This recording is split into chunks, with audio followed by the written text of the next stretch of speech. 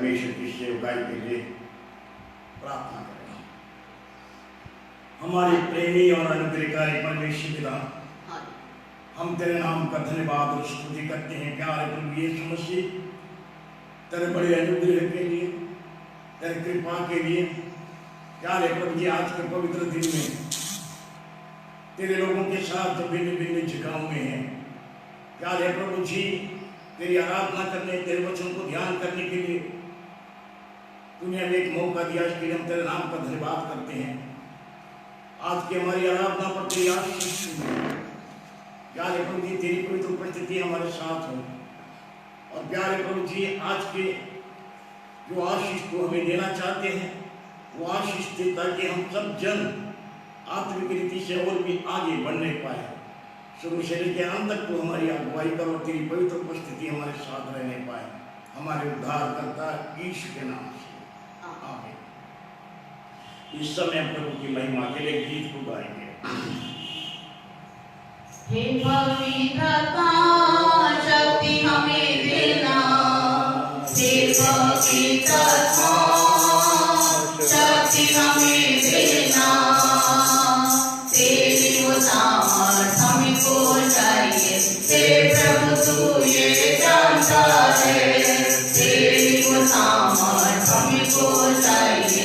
हे प्रभु तू ये जानता है, तेरी जैसे जी जीना जगत करे होने को, तेरी जैसे जी जीना जगत करे होने को, पहले से भी अधिक शक्ति तू हमको देना, पहले से भी अधिक शक्ति तू हमको देना।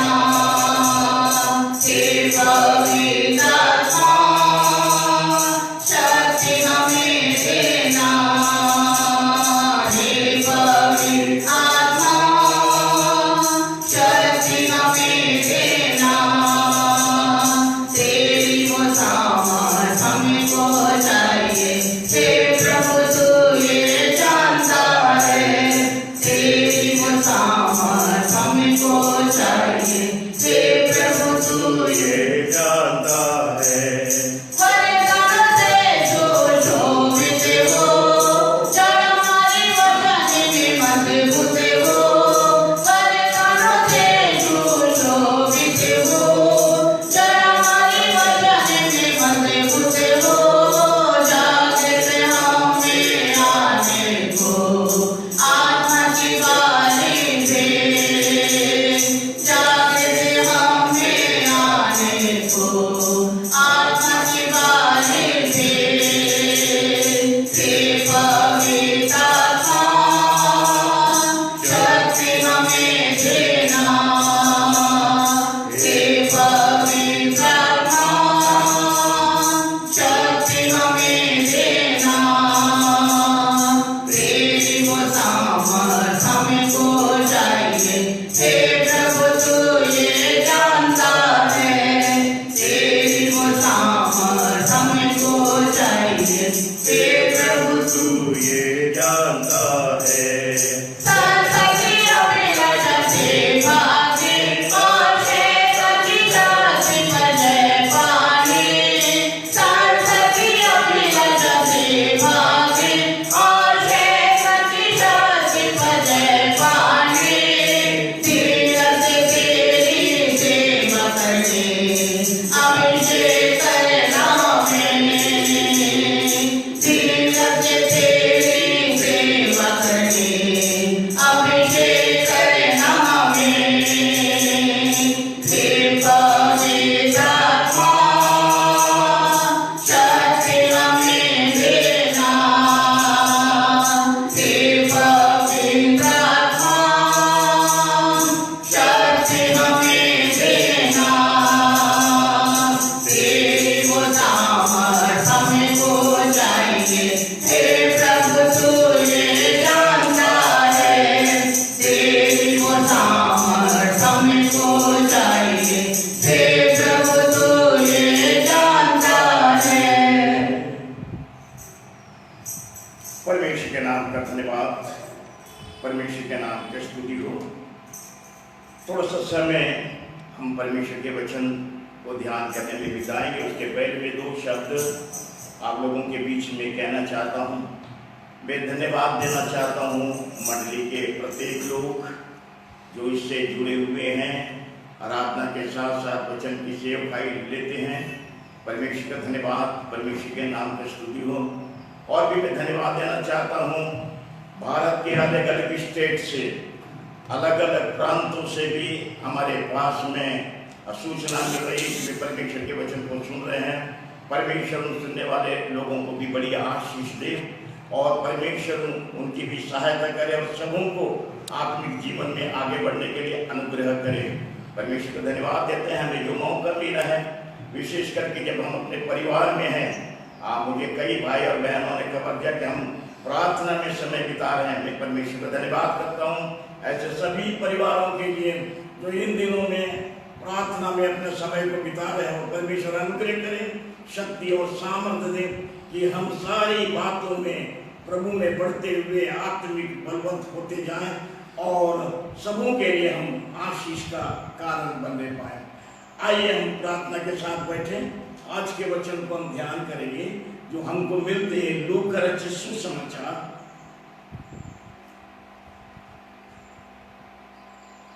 और उसका 16वां अध्याय और उसका 29 से 31 तक मेहरबानी से पढ़े।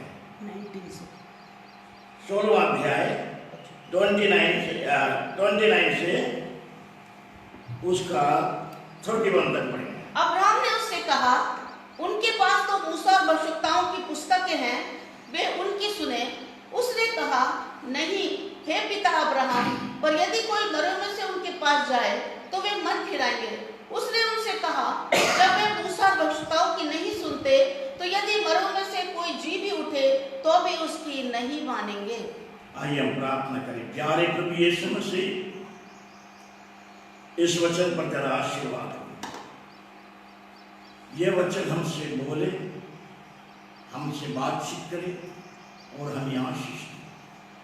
और प्यारे प्रभु जी, आज के पवित्र दिन की आशीष प्रत्येक लोगों के जीवन में मिले, ताकि तेरे लोग तेरे प्रेम में, तेरे पहचान में और तेरे आशीर्वाद में बढ़ते चले जाए।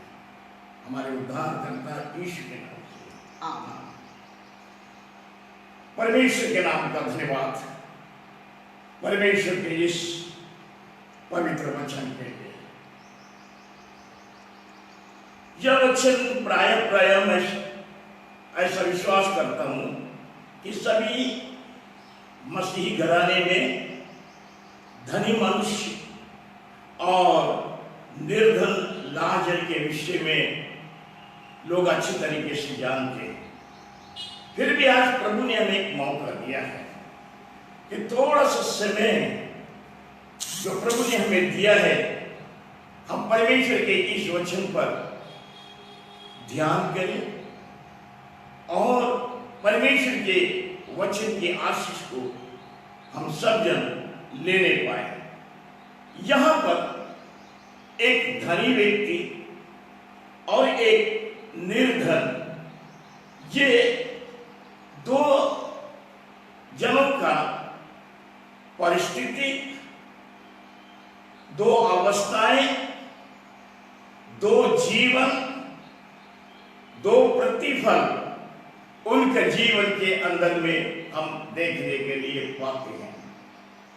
पहला पद को अगर हम पढ़े, 19 पद को मेहरबानी से हम पढ़े 16 का। एक धनवान मनुष्य था, एक धनवान मनुष्य था जो बैंगनी कपड़े और मलमल पहनता था और प्रतिदिन सुख विलास और धूमधाम के साथ रहता था। इस व्यक्ति के बारे में इतनी बात बताई, सुख विलास से रहता था, धूमधाम से अपने जीवन को बिता रहा था, बड़े अच्छे वस्त्र वो पहनता था और इस प्रकार से इस धनी व्यक्ति के बारे में वर्णन आए हैं, लेकिन जब हम परमेश्वर के वचन को हम देखते हैं, इस धनी व्यक्ति का नाम नहीं है। साधारणतः होता है जब दुनिया में भी कोई आदमी अगर एक धन दौलत वाला व्यक्ति हो तो उसका नाम हो जाता है। जैसे अभी हम थोड़ी सी बातों को सोच ले, अंबानी फैमिली के बारे में, बहुत पैसे वाले लोग हैं, धनी लोग हैं। बिल गेट्स के बारे में सोच ले, बहुत धनी वाले लोग, इनके नाम हैं। लेकिन जब परमेश्वर के वचन में हम देखते हैं, यह धनी व्यक्ति का नाम नहीं है। लेकिन जब हम परमेश्वर के वचन को और उसके इतिहास को जब हम टटोलते हैं तो कुछ नई बातें भी सामने में आती है। बाइबल हमें बताना चाहती है कि धनी का नाम तो दिया नहीं गया है, परंतु इसको एक लैटिन भाषा में डाइस बोला जाते थे। धनी लोगों को डाइस कहा जाते थे। और ये कुछ लोगों के बारे में ये लोग जानते हैं, जो धनी रहते हैं उनको डाइस बोल दिया जाता है। उनका नाम रहे ना रहे, परंतु उस प्रकार से पुकारते हैं। जैसे कई बार हमारे देश में भी हजारा सिंह जैसे बुलाते हैं, लखपति, करोड़पति, नाम नहीं लेंगे भैया वो करोड़पति है, वो लखपति है, ऐसे शब्दों को इस्तेमाल करते हैं। लेकिन परमेश्वर के वचन में हम देखते हैं कि यहां पे धनी मनुष्य के नाम नहीं आया। और एक जगह परमेश्वर के वचन में देखते हैं, यीशु मसीह के पास एक सरदार आया, उसका भी नाम नहीं है। वो भी कहते हैं, हे प्रभु मैं आनंद जीवन पाने के लिए क्या करूं? वो भी बड़ा धनी था, इसका भी नाम नहीं है। बाइबल में बताते हैं ये जो बात है, हम सोचते शायद परमेश्वर की इच्छा होगी इनका नाम नहीं लिखने का। परमेश्वर का वचन कहता है कि जो चीजें मनुष्य की दृष्टि में है वह परमेश्वर की दृष्टि में घृणित है, इसलिए इनके नाम लिखने की आवश्यकता नहीं पड़ी। फिर जो भी हो, हम परमेश्वर के वचन में आगे जाएंगे। धन दौलत से संपन्न व्यक्ति, धनी होना कोई खराब बात नहीं है, लेकिन परमेश्वर का वचन हमको बताना चाहते हैं वो धन हमको ईश्वर के तरफ से मिलना चाहिए। परंतु जो धन हमको परमेश्वर के तरफ से नहीं मिला है तो फिर वो हमें संसार की तरफ से मिला है। और जो धन हमें संसार की ओर से मिलता है वो धन हमारे संसार में उड़ जाता है। परमेश्वर के वचन में दो ऐसे सेवक लोगों के भी नाम आए हैं जो बड़े धनी थे। अब्राहम, जिसके बारे में परमेश्वर के वचन में लिखा हुआ है कि वो एक भेड़ बकरी और रूपा सोना का बड़ा धनी था। अय्यूब के बारे में आया है कि वो पूर्वी देश में सबसे धनी व्यक्ति था। परंतु ये जो धनी लोग हैं, इनके पास में जो धन है वो परमेश्वर की तरफ से आया है, क्योंकि परमेश्वर के वचन प्रोवर्ब्स में बोलते हैं धन ईश्वर का आशीष से मिलता है। धन ईश्वर के आशीष से मिलते हैं, और जो धन ईश्वर के आशीष से मिलते हैं और ईश्वर की ओर से धनी होते हैं, उनका धन परमेश्वर की महिमा के लिए होता है। प्रिय, बाइबल हमें बताना चाहती है यह व्यक्ति जिसके बारे में हम ध्यान करने जा रहे हैं, इसके पास सब कुछ पहनने ओढ़ने से लेकर के सुख विलास, संसारिकता, शारीरिकता और शरीर, ये तीनों में यह अवस्था सुख विलास में रखा हुआ है कि वह प्रतिदिन वो अपना समय को बिताता था। प्रियो, यह व्यक्ति के साथ अब एक दूसरे व्यक्ति की तुलना की गई है, और जो दूसरे व्यक्ति की तुलना की गई है, नीचे का पढ़ना से पढ़ो। लाजर नाम का एक कंगाल, और लाजर नाम का एक कंगाल घावों से भरा हुआ। लाजर नाम आ गया। लाजर नाम भी हम दो नाम पाते हैं, एक वो लाजर जो मरियम और मार्था का भाई, उनका जीवन में परमेश्वर का काम हुआ है, उनके घर में परमेश्वर का काम हुआ है, बड़ा अच्छा नाम है ये। दूसरा ये लाजर जिसका नाम परमेश्वर के वचन में आया हुआ है, और ये ऐसे लोगों के नाम जो है, इनके बीच में परमेश्वर का काम भी है।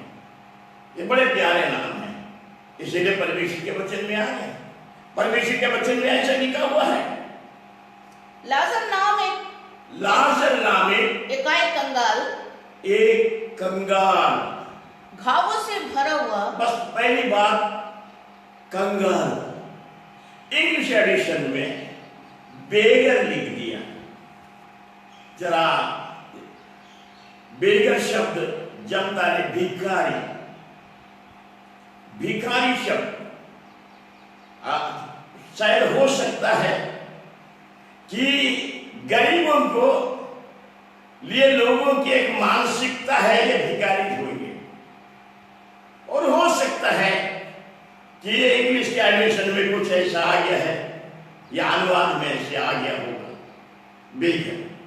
लेकिन परमेश्वर के लोग भिखारी नहीं होते, लेकिन परमेश्वर के लोग कंगाल होते हैं, गरीब होते हैं, पुअर होते हैं। ऐसे एक गरीब, एक कंगाल लाजर के बारे में वर्णन है। पढ़िए, उस वर्णन में क्या वर्णन आया है? लाजर नाम का एक कंगाल, ये लाजर नाम का एक कंगाल घावों से भरा हुआ। इसकी परिस्थिति बताते हैं कि ये घावों से भरा हुआ, और उसकी डेवड़ी पर छोड़ दिया जाता और था, उसकी डेवड़ी पर छोड़ दिया जाता था। और वो चाहता था, अभी ये डेवड़ी पे कौन लाता था, कौन पहुंचाता था? क्या इसके कोई रिश्तेदार थे?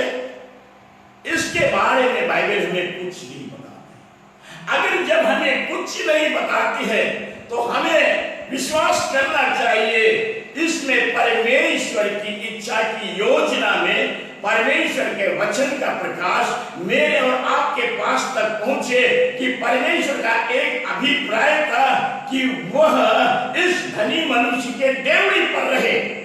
आगे बढ़िए। और वो चाहता था, और वह चाहता था, मांगता नहीं था। डिजायरिंग शब्द है उसके लिए। वो चाहता था, वो मांगता नहीं था। वो मांगता तो भिखारी हो जाता, वो मांगता नहीं था, वो चाहता था। वो अपने हृदय में चाहता था, क्या चाहता था? कि धनवान की मेज पर मैं धनवान की मेज में कहा झूठन से अपना पेट भरे, झूठन से अपना पेट भरे। बस इसी में मैं सब समझते हैं, मेरे लिए इतना ही बहुत, मेरे लिए इतनी चीज ठीक है। अगर इस धनी मनुष्य के टेबल का कोई रोटी का टुकड़ा भी गिर जाए, उसी से मेरे काम चल जाए, तो खुश हूं मैं। बड़ी अजीब और अद्भुत बात है।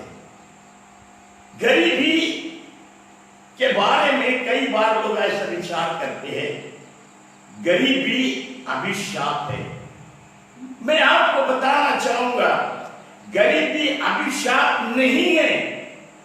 गरीबी वो जीवन है जिसमें अगर वो प्रभु के लोग हैं तो वो अपनी गरीबी में प्रभु की उपस्थिति को, प्रभु के काम को, प्रभु की योजना को, प्रभु के अभिप्राय को वो अपने गरीबी वाले घर में देखते हैं। वो चीज अमीर नहीं देख सकता, धनवान नहीं देख सकता। और ऐसा हुआ, वो एक चाहता था कि जो कुछ मिल जाए, सैटिस्फैक्शन। बाइबल हमें भी ये सिखाती है, अगर खाने के लिए भोजन और पहनने के लिए मिल जाए तो तुम इसी में संतुष्ट करना। ये संतुष्ट, लाजर का जीवन एक संतुष्ट का जीवन था, सेटिस्फैक्शन का जीवन था। जो भी मिल जाए, जो मिल जाए, जिसमें चल जाए, वो उसमें सेटिस्फाई। प्रभु के लोग जो कुछ उनके पास है उसमें ही जो कुछ हो जाए वो सेटिस्फाई रहते हैं। और यही गुण इस लाजर के अंदर में था। आगे यहाँ तक कि कुत्ते भी आकर उसके घाव को चाटते अब थे। इस मनुष्य के लाजर के विषय में एक और बात है, ये शरीर से भी परेशान है, शरीर में भी दुख है। और ये शरीर के दुख के बारे में ऐसा लिखा हुआ, पढ़िए एक बात फिर सुन। कुत्ते भी आकर उसके घाव को चाटते थे। कुत्ते भी आकर के उसके घाव को चाटते थे। ऐसा मालूम पड़ता है इसके शरीर में घाव भी है। गरीबी केवल पेट तक नहीं आती है, गरीबी कई बार शरीर तक भी पहुंच जाती है, शरीर में भी प्रॉब्लम्स है। लेकिन नीचे के पद में लिखा हुआ है कुत्ते भी आकर उसके घाव को चाटते कुत्ते थे। आकर उसके घाव को चाटते थे। घाव को छाटते थे। ये अगर हम ऐसी कल्पना करें, ऐसे बहुत कम लोगों को देखे होंगे कि कुत्ता किसी के घाव को चाट रहा हो। या तो वो अधमुआ व्यक्ति होगा तभी कुत्ता चाटेगा, नहीं तो ऐसे नहीं चाट सकते। लेकिन कुत्ते बहुवचन में है, कुत्ते आके चाटते थे। ये कुत्ते कौन हैं? ये कुत्ते किसको दर्शाते हैं? दाऊद ने कहा कुत्तों ने मुझे चारों ओर से घेर लिया है। इसका सताने वाले परमेश्वर के लोगों का जीवन नम्रता, दीनता, सहने वाला, बर्दाश्त करने वाला, चुप रहने वाला जीवन वो लाजर के अंदर बहुत सुंदर जीवन है। सेटिस्फाई है, न कुड़कुड़ाया, न बुड़बुड़ाया, न कुछ कहा, चुप। जो मिल जाए, मेरी इच्छा है जो टुकड़ा गिर जाए वही मेरे लिए सेटिस्फाई है, मैं उसी में अपना दिन है। शरीर में तकलीफ है, किसी को नहीं बोला, लेकिन उसको सताने वाले, ये सताने वाले भी बहुत से लोग थे, लेकिन वो चुप रहा। इसलिए लिखा है कुत्ते उसके घाव को चाटते थे। दीन और नम्र और गरीब और चुप रहने वाले को सब सताते हैं, सब सताते हैं, वो सब लोग परेशान करते हैं। और ऐसे ही उसका एक जीवन बीत रहा था, एक गरीबी में, एक कंगाली में, एक ऐसी अवस्था में जो हम कोई रहना पसंद नहीं करेंगे। लेकिन उसने अपना एक मुंह भी नहीं खोला, उसके मुंह से कोई बात नहीं निकली, उसका मुंह चुप रहा, चुप रहा, चुप रहा। इसके अंदर हमारे प्रभु यीशु मसीह की एक उत्तम स्वभाव को देखते हैं। जब यीशु मसीह के ऊपर में कई समस्याएं, कई प्रकार से उसको ताड़ना दी गई, वो चुप रहा। उसके बारे में ऐसा लिखा है जैसे मेमना बंद होने के तरफ जाता है, वैसे उसने अपना मुंह नहीं खोला। ये लाजर ने भी अपना मुंह नहीं खोला। सारी परिस्थितियों के अंदर में न किसी को बताया, न अपना दुख बताया, न अपनी तकलीफ बताई, न अपनी समस्या बताई। वो प्रभु के सामने इतना दीन और नम्र होकर के वो पड़ा। ऐसा उसने इस संसार में अपने जीवन को बिताया। तब क्या हुआ? ऐसा हुआ कि वो कंगाल मर गया, वह मर गया और सरदूतों ने उसे लेकर अब्राहम की गोद में पहुंचाया। मर गया। याद रखिए, मृत्यु एक दिन आने वाली है, मृत्यु एक दिन आने वाली है। आप धार्मिकता से जीवन जिए तो भी मृत्यु एक दिन आने वाली है। आप दुनियादारी शान शौकत से भी रहे तो भी मृत्यु आने वाली है। पहले इसकी मृत्यु के विषय में वर्णन आया। इसके मृत्यु के विषय में क्या वर्णन आया? ऐसा हुआ कि वो कंगाल मर गया। वो कंगाल मर गया और स्वर्गदूतों ने उसे लेकर अब्राहम की गोद में पहुंचाया। बहुत ध्यान से सुनो। लाजर स्वर्ग में नहीं गया, लाजर अब्राहम की गोद में। अब्राहम की गोद में कौन बैठेगा? अब्राहम की गोद में विश्वासी बैठेगा, क्योंकि विश्वासी का पिता है अब्राहम। जितने विश्वास करने वाले लोग हैं उनका पिता है अब्राहम। इसीलिए जब मर गया तो वो स्वर्गदूत लोगों ने उसको लेकर के अब्राहम की गोद में। एक बात हमेशा याद रखिए, जब हमारे मृत्यु का समय आएगा और हमारी मृत्यु होगी तो दो लोग आते हैं, शायद आप उसको नहीं देख सकते। स्वर्गदूत भी आते हैं और शैतान भी आते हैं। जब मूसा मर गया उसकी मौत के बारे में मिकाएल भी वहां पहुंच गया और शैतान भी वहां बड़ा वाद विवाद होने लगा। शैतान वाद विवाद करता था कि ये तो परमेश्वर की आज्ञा को उल्लंघन कैसे लेकर उसको कनान दे देगा, दे या हमारी पार्टी का हम उसको लेके जाएंगे। परंतु दूत ने उससे कहा परमेश्वर की जगह। उसने शैतान को भी भला बुरा नहीं। याद रखिए, हमारी मृत्यु के समय दो लोगों की उपस्थिति होगी। आप ये मत सोचिए कि आपके रिश्तेदारों की उपस्थिति होगी, आपके पड़ोसियों की उपस्थिति होगी, आपके लोगों की उपस्थिति होगी, आपके आसपास के लोगों की उपस्थिति होगी। लेकिन सबसे बड़ी चीज है कि परमेश्वर के लोगों की मृत्यु में परमेश्वर के दूतों की उपस्थिति वहां रहती है। और ऐसा हुआ कि स्वर्गदूतों ने उसको लेकर अब्राहम की गोद में पूछा। वो धनवान भी मरा और गाड़ा उसको अब्राहम की गोद में। अब मृत्यु धर्मी को नहीं अधर्मी को भी आती है। मृत्यु धर्मी अधर्मी कुछ नहीं सोचती है, दोनों को आती है। अब उसके बाद क्या हुआ? क्या करिए? वो धनवान भी मरा और गाड़ा गया। वो धनवान भी मरा, गाड़ा गया। हो सकता है एक धनी व्यक्ति है, इसकी मैयत में, इसकी शव यात्रा में हजारों लोग आए होंगे, क्योंकि यह बड़ा धूमधाम से रहता था, सुख विलास से रहता था। धनी के बहुत दोस्त हो जाते हैं, परंतु कंगाल के कोई दोस्त नहीं बनना मानते हैं।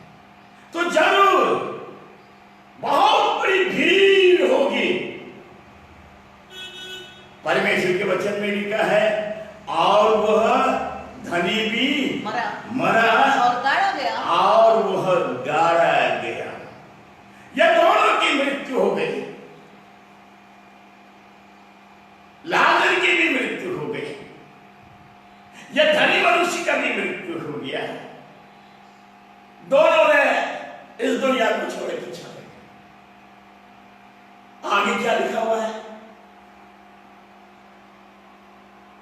और अधोलोक में उसने पीड़ा में पड़े हुए अपनी आंखें उठाई और दूर से अब्राहम की गोद में लाजर को देखा। फिर से पढ़िए वचन को। और अधोलोक में, और कहां पर? अधोलोक में, नरक में नहीं, अधोलोक में। नरक नरक में नहीं, अधोलोक, पाताल लोक, या कहना चाहिए एक चैम्बर है जहां पर सब अधर्मियों की आत्मा रहेगी। वहां पहुंच गया, वहां पहुंच गया ये, वो अधोलोक में पहुंचा। और अधोलोक में पहुंचने के बाद क्या करता है वो? अधोलोक में उसमें पीड़ा में पड़े हुए, जी हाँ, तकलीफ में पड़े हुए अपनी आंखें उठाई, अपनी आंखें उठाई और दूर से अब्राहम की गोद में लाजर को देखा। और दूर से उसने लाजर को अब्राहम की गोद में देखा। क्या अधोलोक से अब्राहम की गोद में बैठे हुए व्यक्ति को देख सकते हैं? आपका शरीर को 1000 आदमी ने जमीन में गाड़ दिया, आपका आत्मा न्याय के दिन के लिए रखा गया है, आपका न्याय होने का है। उसके पहले जिस अधोलोक के चैम्बर में आपको रखा है, वहां से उसने दूर से देखा।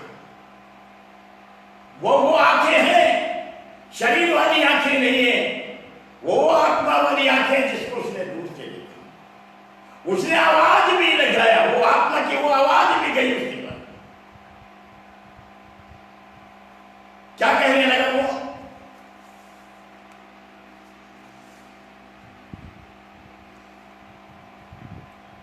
तब उसने पुकार कर कहा, उसने पुकार के कहा, हे पिता अब्राहम, हे पिता अब्राहम, मुझ पर दया करके लाजर को भेज दे, लाजर को भेज दे, ताकि वो अपनी उंगली का सिरा पानी में भिगोकर मेरी जीभ को ठंडी करे, क्योंकि मैं इस ज्वाला में तड़प रहा हूं। मैं इस ज्वाला में तड़प रहा हूं।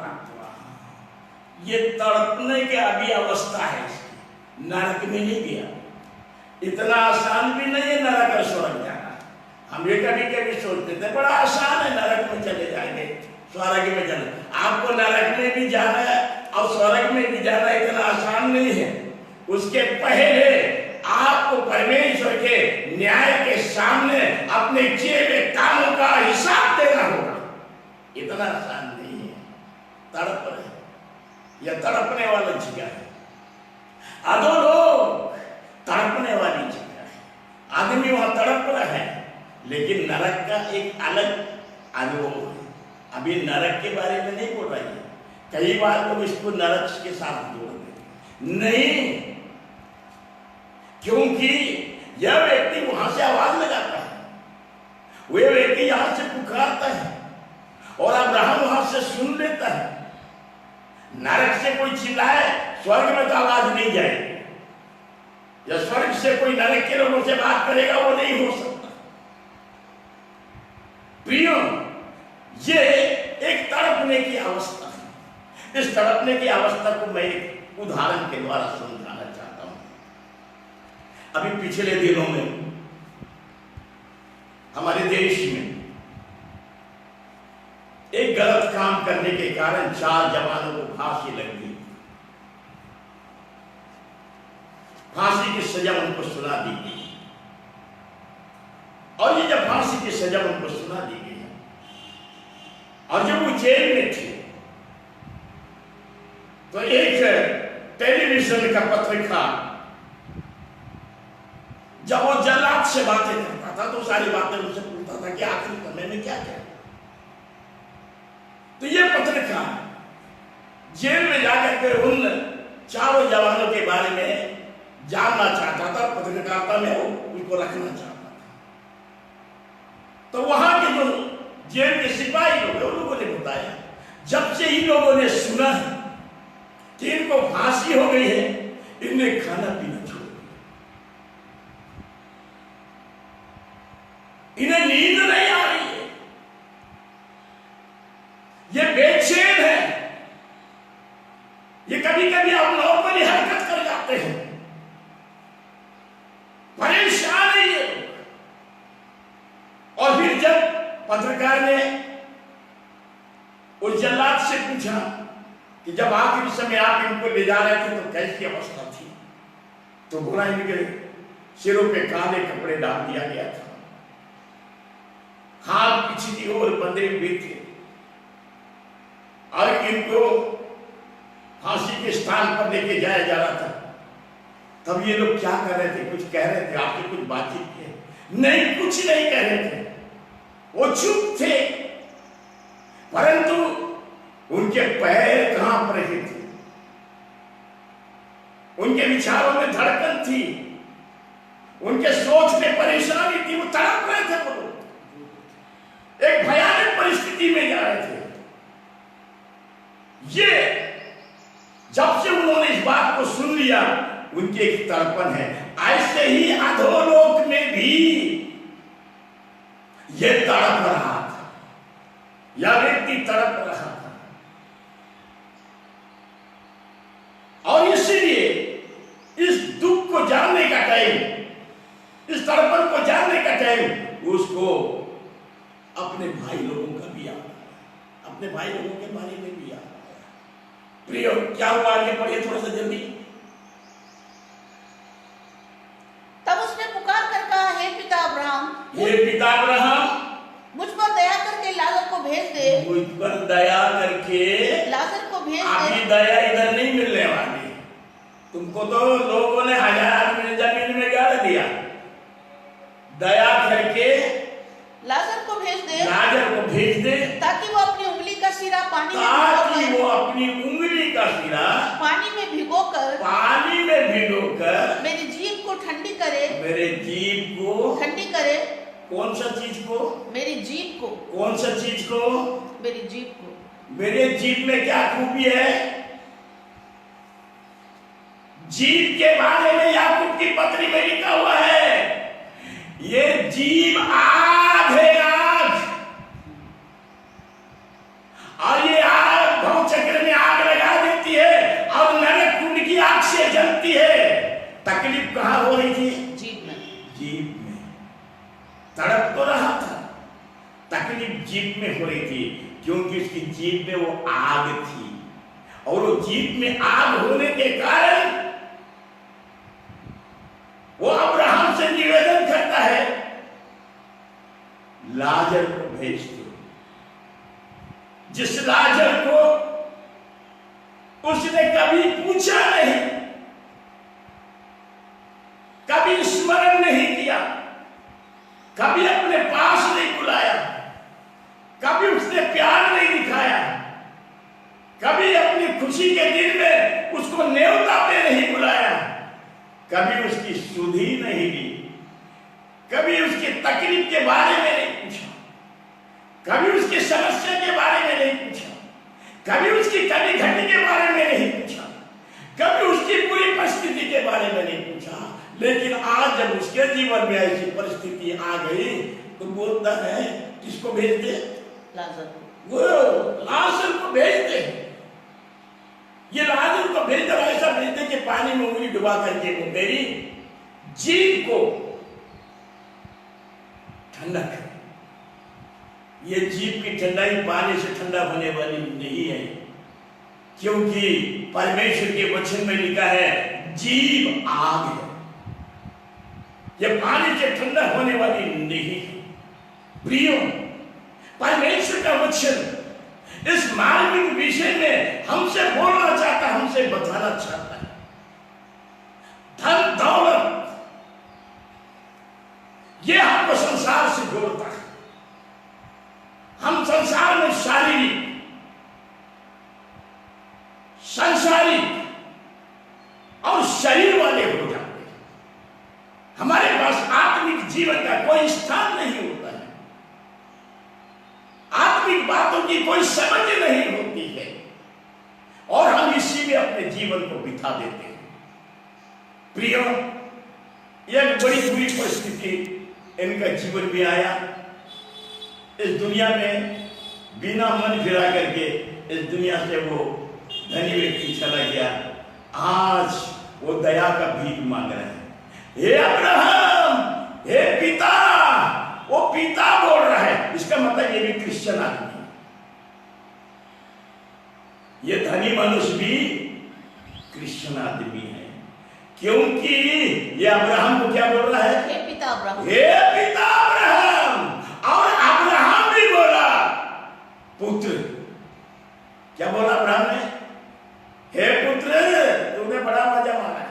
पुत्र लिया।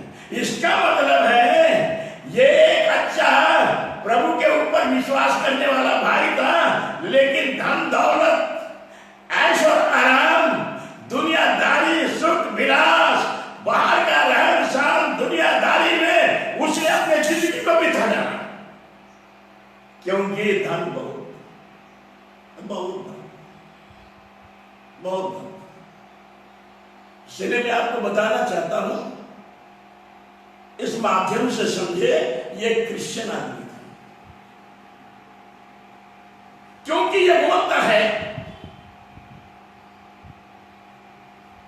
हे पिता अब्राहम, मुझ पर दया करके लाजर को भेज दे ताकि वो अपनी उंगली का सिरा पानी में भिगोकर मेरी जीभ को ठंडी तो अब्राहम ने बोला भैया मेरे और तुम्हारे बीच पड़िया है। परंतु अब्राहम ने कहा, हे पुत्र, स्मरण कर कि तू अपने जीवन से अच्छी वस्तुएं ले चुका है और वैसे ही लाजर बुरी वस्तुएं, परंतु अब वो यहाँ शांति पा रहा है और तू तड़प रहा है। यहाँ पर वार्तालाप हुआ, इस वार्तालाप को एक बार और पढ़ लीजिए और जो लोग घरों में बैठे वो भी खोल के पढ़ लीजिए। परंतु अब्राहम ने कहा, हे पुत्र कहा उसको। इसका मतलब है क्रिश्चियन आदमी है, हर एक विश्वास करने वाला व्यक्ति इब्राहिम का पुत्र हो जाते हैं, इब्राहिम का पिता हो जाते हैं। तो ये पिता बोलते, ये पुत्र बोलते, मतलब क्रिश्चियन आदमी है ये भी।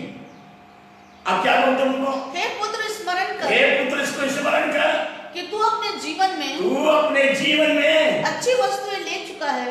तूने अपने जीवन में अच्छी वस्तुएं ले चुका है, अच्छी वस्तु लिया, खूब मजा लिया, खूब आनंद लूटा, खूब अच्छे कपड़े पहना, खूब अच्छा भोजन किया, खूब भोग विलास किया, अपने शरीर को भोग में लगाया, खूब मजा लिया। ये दुनिया का जो मजा तुझको चाहिए था, खूब मजा लिया। डांस घर में तेरा रात बीता, शराब घर में तेरी दारू की बोतलें चलती थी, तेरे संग के जो तेरे दोस्त लोग थे वो तेरे साथ मिलकर के अय्याशी करते थे, बड़ा आनंद आता था तुझे, तूने बड़ा सुख भोग लिया। हे पुत्र, तूने सुख भोग लिया। आगे वैसे ही लाजर बुरी वस्तु है, परंतु अब वो यहाँ शांति पा रहा है। इसने दुख और तकलीफ पाया,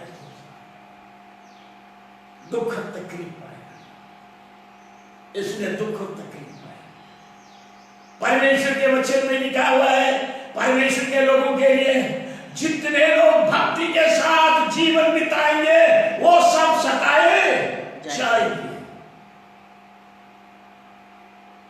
प्रभु के राज्य में बड़े कष्ट उठा के प्रवेश करना है,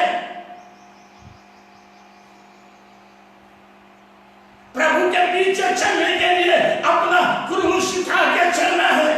दुख का रास्ता है, समस्या का रास्ता है, परेशानी का रास्ता है, गरीबी का रास्ता है, बीमारी का रास्ता है।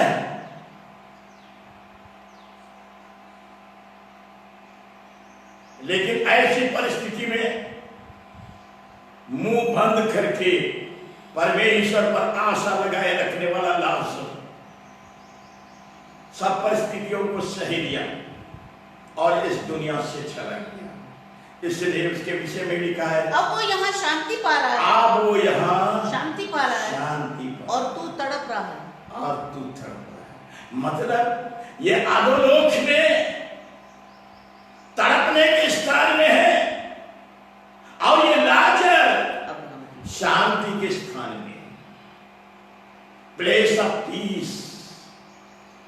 ये दोनों एक तड़पने के स्थान में है, एक शांति के स्थान में। बढ़िया बात प्रियो, ये स्वर्ग में नहीं गया अभी, ये नरक में भी नहीं गया अभी इनका टाइम आएगा स्वर्ग और नरक में। कई बार हम इसको बोलते हैं स्वर्ग में चला गया, वरना नरक में चला गया। प्रियो, बाइबल हमें बताना चाहती है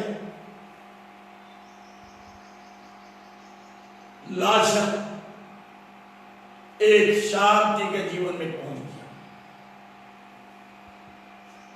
जब कभी हम कब्रिस्तान पर जाते हैं तो ऐसा कहते हैं, कोई हमारा भाई जब इस दुनिया से जाता है तो वो सो रहा है और प्रभु में विश्राम कर रहा है, हम ऐसे वैसे। अब्राहम ने कहा वो क्या पा रहा है? शांति।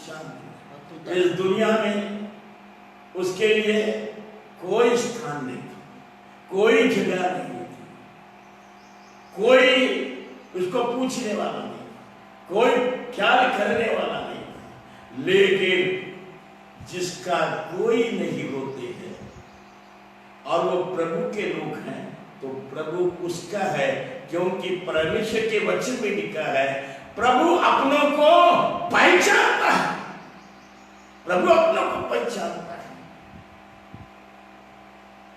प्रभु अपने को जानता है। इसलिए प्रभु ने प्रबंध किया, इसको शायद हजारों लोग मट्टी देने के लिए गए, लेकिन स्वर्गदूत लोगों ने आकर के इसको अब्राहम की गोद में पूछा, क्योंकि इसके लिए मट्टी खोदने वाला भी कोई नहीं, गाड़ने वाला भी कोई नहीं होगा। मुझे मालूम नहीं क्योंकि लिखा नहीं है, लेकिन यह बात तो लिखा है कि स्वर्गदूत ने उसे लेकर के अब्राहम की गोद में पूछा, प्लेस ऑफ पीस।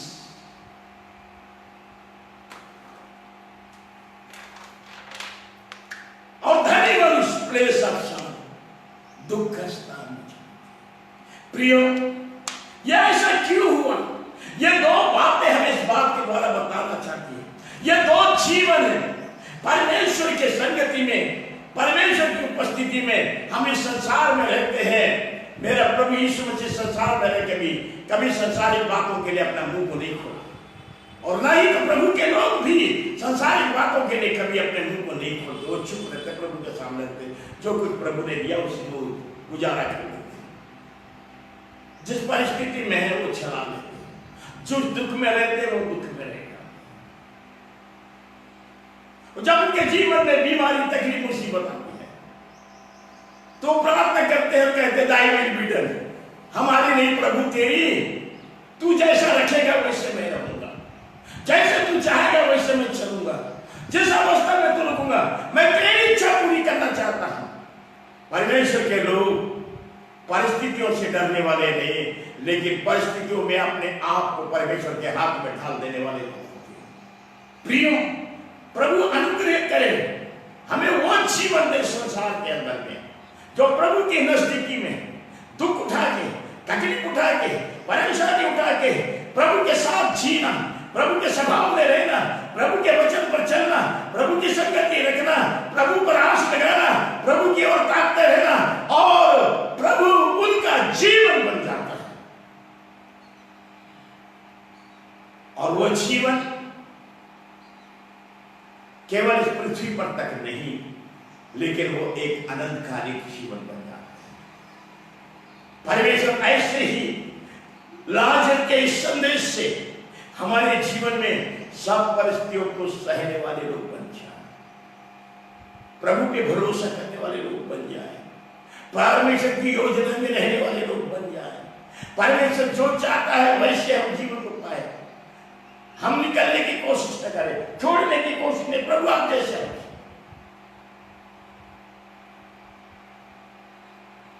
पौलुस, उसको भी तकलीफ था, उसने 3 बार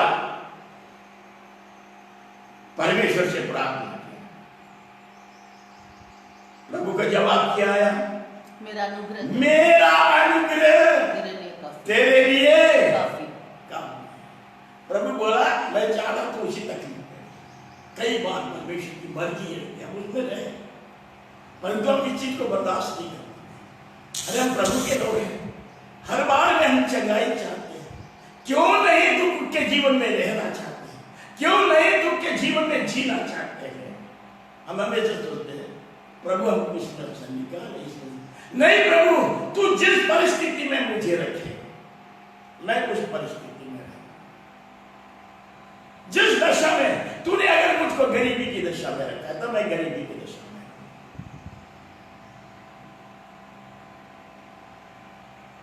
तूने मुझे साधारण अवस्था में रखा, तो मैं साधारण अवस्था में। जो दशा में प्रभु हमको रखी, वही दशा में हम प्रभु के लोग होना चाहिए। आइए, जब यह व्यक्ति अब्राहम की गोद में था और ये धनी मनुष्य वार्तालाप कर रहे थे अब्राहम से, उसने एक रिक्वेस्ट किया। क्या रिक्वेस्ट किया? मेरे भाइयों के आगे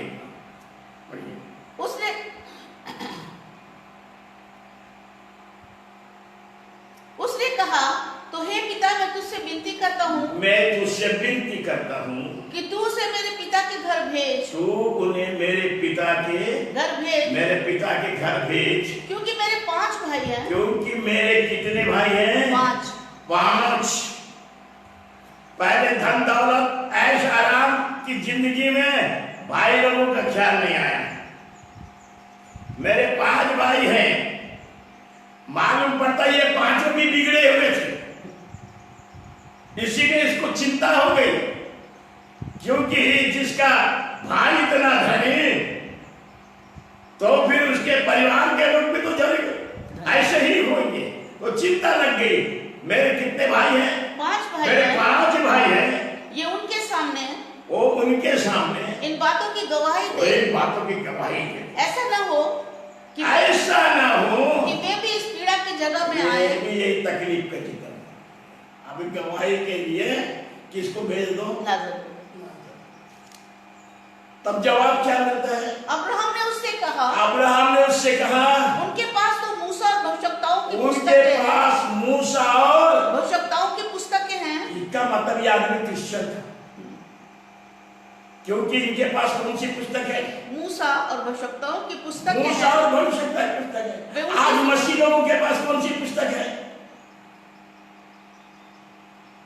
आपके पास जो बाइबल है उसमें भी तो मूसा और भविष्यवक्ता की पुस्तकें हैं।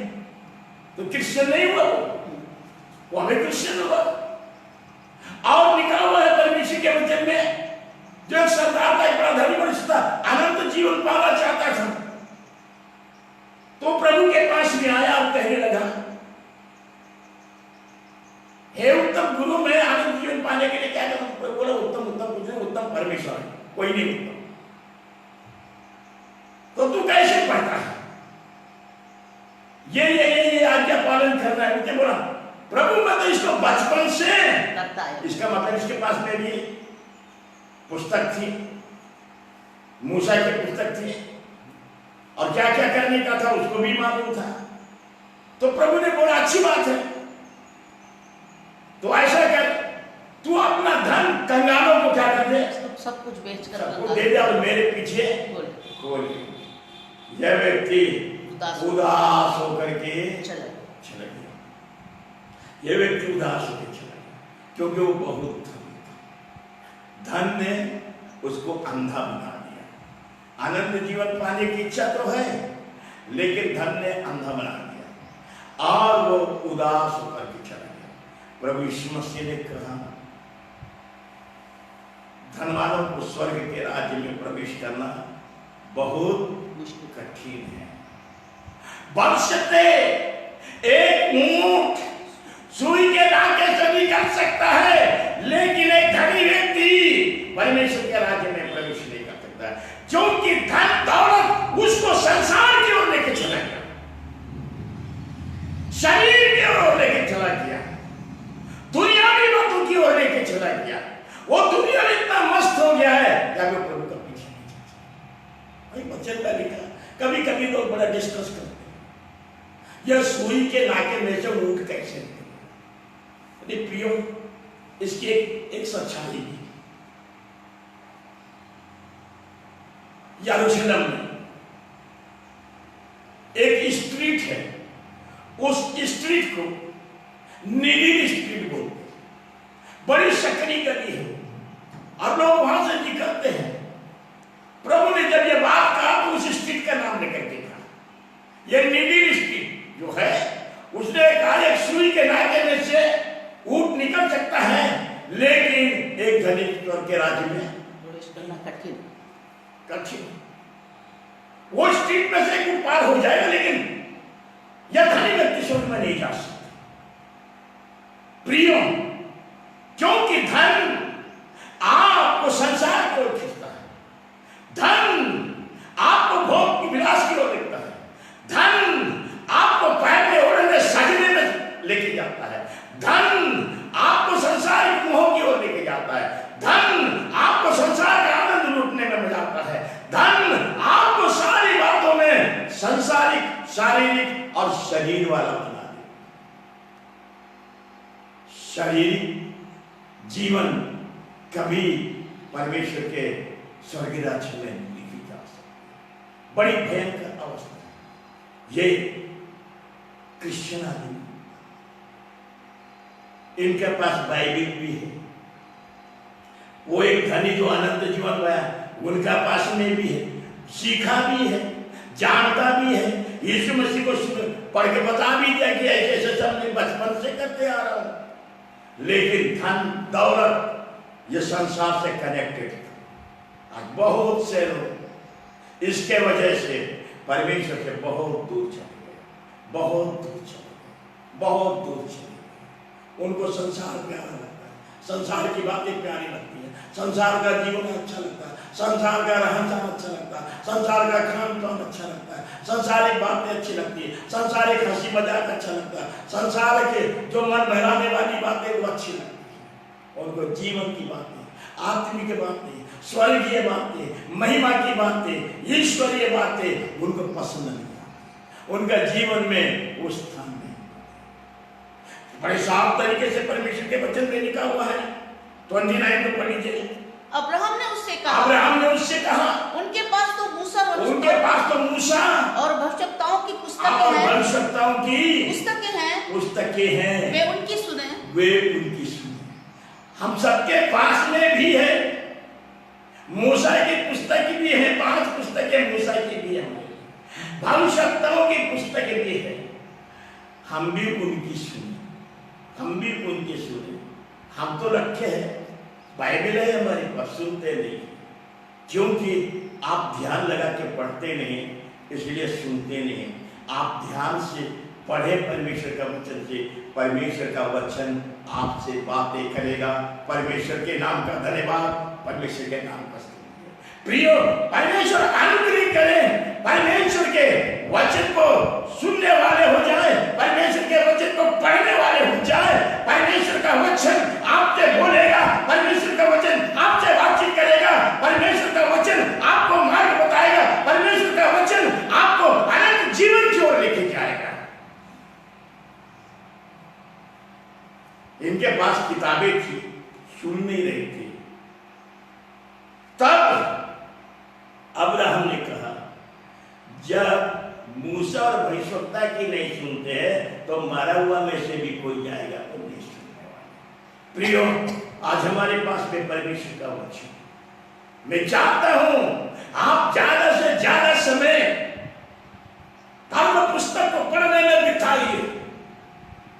यह आपसे बोलेगी, यह आपसे बातचीत करेगी, यह आपको राह दिखाएगी। आपको ऐसे प्रचारकों से जो हिलोरे मार के इधर से उधर लोगों के विश्वास को गड़बड़ कर देते हैं, इनके तरफ वे लोग नहीं जाएंगे, क्योंकि परमेश्वर का वचन उनके हाथों में है। आप पढ़िए, प्रकाशन, तेरे वचन के खुलने से प्रकाश होगा। आप वचन को खोलिए, पढ़िए, उसका प्रकाश प्रभु आपको देगा। प्रभु अनुग्रह करे, प्रभु शक्ति और सामर्थ्य। एक बात बोल करके मैं समाप्त करना चाहता हूं। आयु बहुत पैसे वाला व्यक्ति था,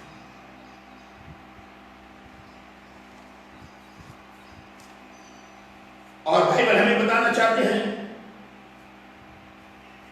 वह गरीबों का बड़ा ख्याल करता था।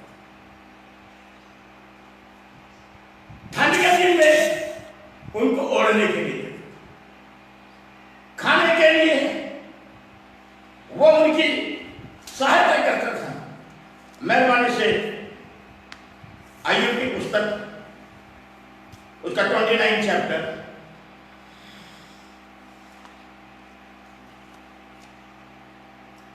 और उसका 12 पद को पढ़िए। क्योंकि मैं दुहाई देने वाले दीन जन को और असहाय अनाथ को भी छुड़ाता था। मैं दुहाई देने वाले दीन जन को और असहाय अनाथ को भी छुड़ाता था। और असहाय अनाथ को भी छुड़ाता अनाथ को भी क्या करता था? छुड़ाता था। अब 16 पद में क्या लिखा हुआ है? दरिद्र लोगों का मैं पिता ठहरता था। मैं गरीबों का पिता ठहरता था। मैं गरीबों का पिता। I was a father of poor. धन था उसके पास, पर वो ऐसे लोगों उसके जमाने में जो अपनी मृत्यु की शैया में रहते थे और वो अय्यूब को देख लेते थे, अपने मरने के पहले भी वो अय्यूब को आशीर्वाद देते थे।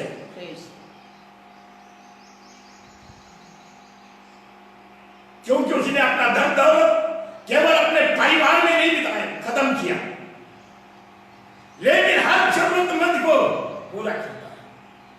प्रियो, हमें इस बात के ऊपर थोड़ा विचार करना चाहिए। कभी कभी हमारे मध्य में कुछ ऐसे गरीब भाई और बहनें, गरीबी किस कारण आई उसके बारे में मत सोचिए, लेकिन वो है तो या हमारी कलीसिया में होंगे, या हमारे पड़ोस में होंगे, या हमको जानते हमारी संगति में होंगे। क्या कभी आपने उनके लिए कुछ किया? कुछ किया?